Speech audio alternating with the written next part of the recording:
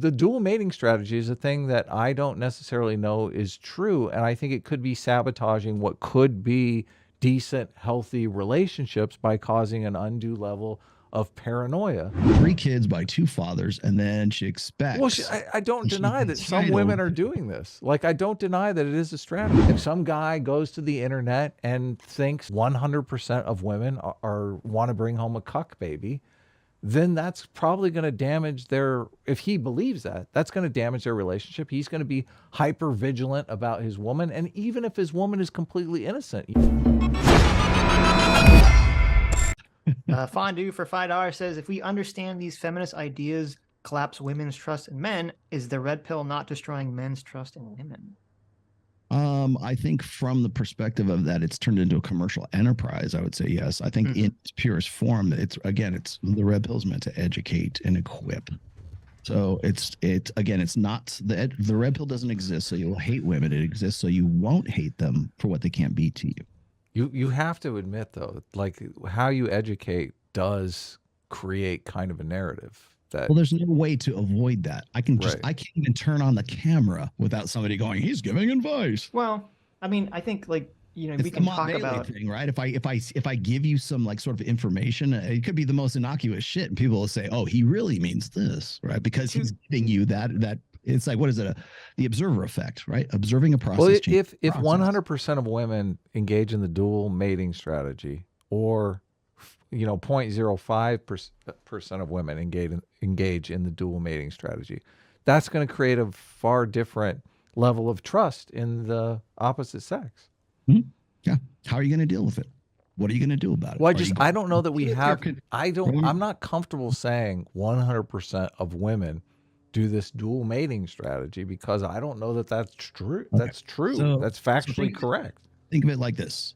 Dual mating strategy is like a subroutine that's going on in the background all the time. Right. I understand that you're saying it's happening subconsciously. How women can turn that to advantage, or how they exploit that. I still don't know that that's true. I mean, you're explaining the motivation is unconscious. I don't think that changes the reality of the situation of the numbers.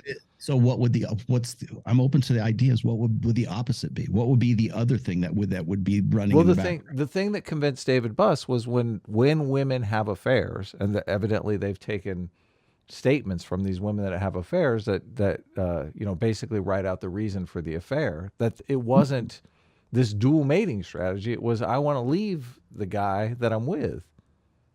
Yeah, but she has to be with the guy in the first place. Right. What motivated her to want to get with that guy? Well, so you're saying she was doing this dual mating strategy? Well, we could also point out this too. Like, what about the very rich women who are with married super rich guys and they fuck the pool boy? They cheated on him with the pool boy. He can't possibly outmatch the spending power. These are the guys. All of human jealousy evolved in men to solve the cuck problem. Every bit of human jealousy exists because of the cuck problem. So mate guarding exists because of the cuck problem. Yes.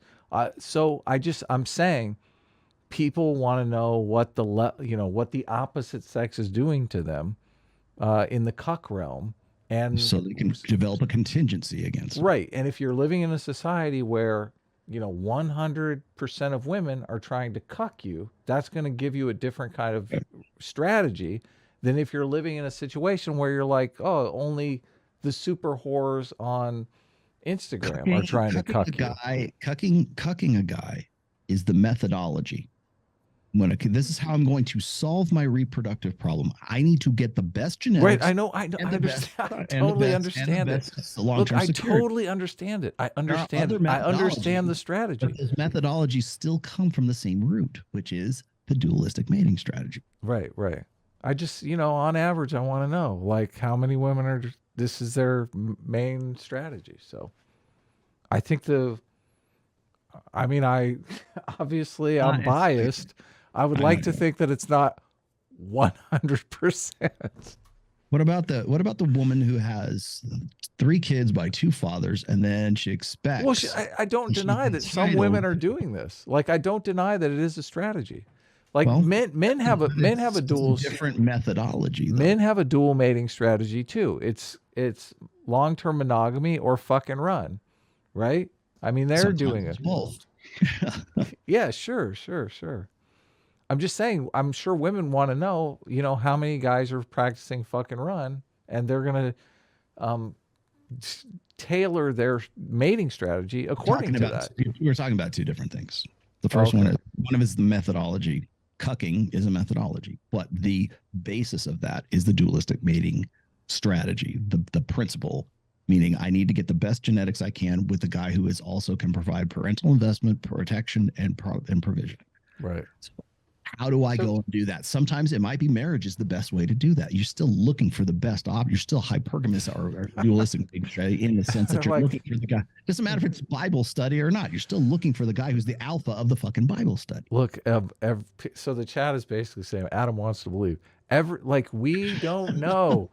we don't know what the numbers are. Like right now, there's so many women in the world, right? And there is an objective reality to how many of these women are practicing this dual mating strategy and how many are just practicing a monogamous mating strategy where when they commit affairs, they are switching partners. Look, you admitted it. People's mate value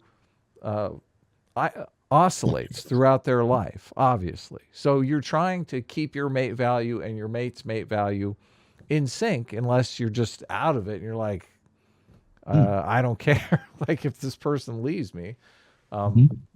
So this obviously would change the mate value of women dramatically, right? I think people are looking for a better deal. If you get in a relationship, and I think this is good advice, and if the red pill guys are giving this advice, I think it's something people should listen to. Like your relationship can't be on autopilot, right? You have to be conscious of the fact that you're sharing a life together, so that you want to keep your mate value in check with your partner's mate value. So if you're gonna gain 500 pounds and decide you're going to quit your job and not do anything, your mate value is going to drop dramatically, and that's probably going to make this person think, oh, you've done something that I never signed up for, I never agreed to. So I don't know, like a lot of people, this till death do us part, and people want to strain the relationship to the point where they really want to test that till death do us part. So I think keeping track of your relationships and your mate value, I think that's a good strategy. But obviously, unfortunately, only one sex is rewarded for not doing that in modern marriage. Women? Sure. Yeah. I mean, there isn't enough pressure, like, women who are like, I don't want to have sex anymore. Right. That's like essentially at some level, that's the guy like gaining 500 pounds, right? Let's say you get body fat acceptance, right? That's why I keep saying it's like responsibility and authority, right? Men have the responsibility. They have no authority in it. But men would, the not wanting to have sex anymore is a change in mate value, obviously. Like bringing home a cuck baby is a change in mate value. They're that's the dual mating strategy is a thing that I don't necessarily know is true. And I think it could be sabotaging what could be decent, healthy relationships by causing an undue level of paranoia. And I want people to be happy and married. I believe in the buddy system. Like, I think people need someone that they can share their life with, whether it be, a friend and or potentially a partner. So many times people get in these loveless marriages, and I feel sorry for those people. I really do. So I'm team, like, find yourself a partner and fall in love and have a good relationship. So I know the thing that often stands in the way of good relationships is conflict, and jealousy is always a huge conflict in relationships. And if some guy goes to the internet and thinks 100% of women want to bring home a cuck baby, then that's probably going to damage if he believes that's going to damage their relationship. He's going to be hyper vigilant about his woman. And even if his woman is completely innocent, look, I love you, your mate value is 2 notches above me. Why would I ever leave you? It's still gonna be a consistent conflict in their relationship. Do you disagree? I think that the idea of jealousy and the idea it's really rude for men. Bart, you got to remember, men and women get jealous for different reasons. Of course, there's infidelity. So I'm going to throw a few things out here too that might, maybe this will help you like get a better idea of the difference between what I'm saying and what Dave Buss has decided his new grift. That's so sad. Come on. Well, but the idea is this is, first of all, I already pointed out the fact that, the female ovum, chooses sperm. So there's the biological aspect of that. But when we look at jealousy and we look at infidelity, especially in the case of infidelity, first of all, men mate guard for different reasons than women mate guard. Women mate guard because they're ensuring long-term security. Women get far less upset at infidelity when it comes to just sex. That when there's infidelity occurs between men and women ask, "Are you in love with her?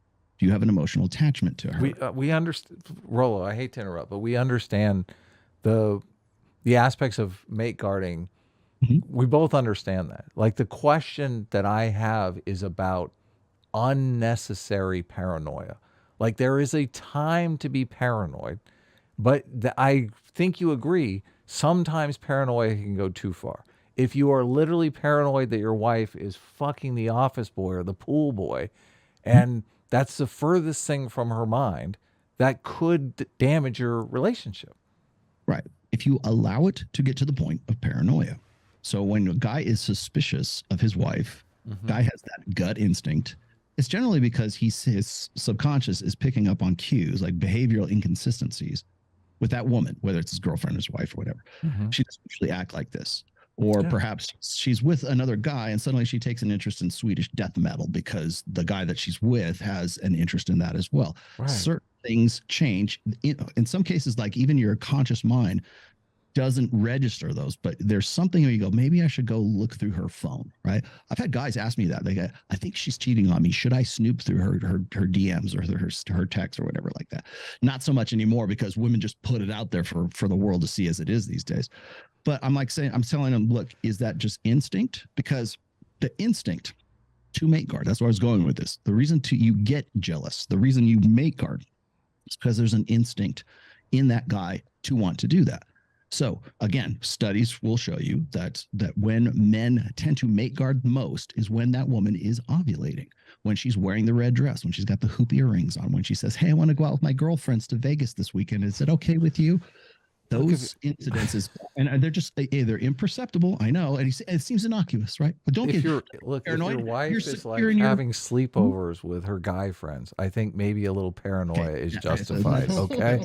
Okay. So I'm just talking about this idea that 100% of women want the alpha fucks, beta bucks reproductive strategy.